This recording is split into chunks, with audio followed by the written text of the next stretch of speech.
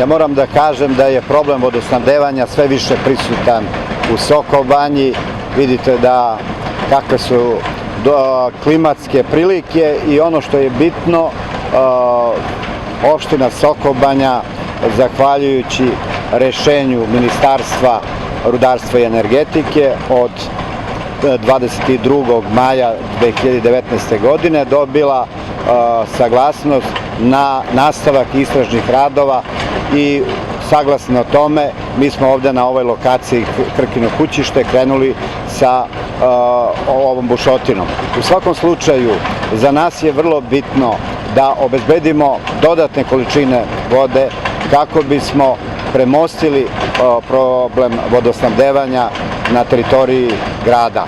Ja verujem i hoću da kažem ovom prilikom da bismo mi bili srećni kad bismo obezbedili između 10 i 15 litara u sekundi vode i na taj način bismo bitno poboljšali problem vodosnabdevanja i ja sam uveren da će ova bušotina dati pozitivne rezultate, jer tako kažu stručni ljudi koji se bave tom problematikom.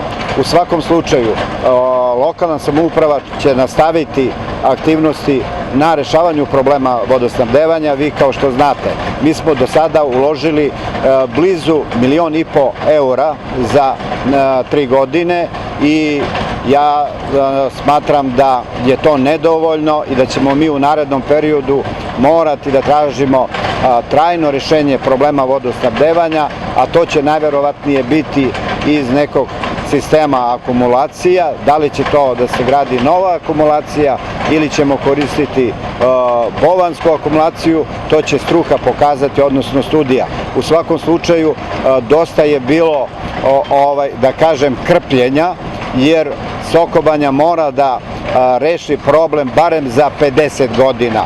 I ja se nadam da smo mi na tom putu i dok sam na ovom mestu ja ću se zalagati da mi trajno rešimo problem vodosnabdevanja.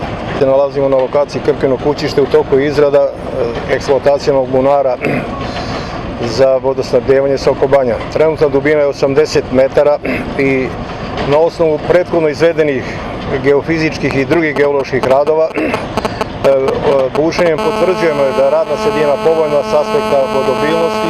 Nalazimo se, trenutno su te stene takve da ukazuje moguće prisustvo podzemnih voda.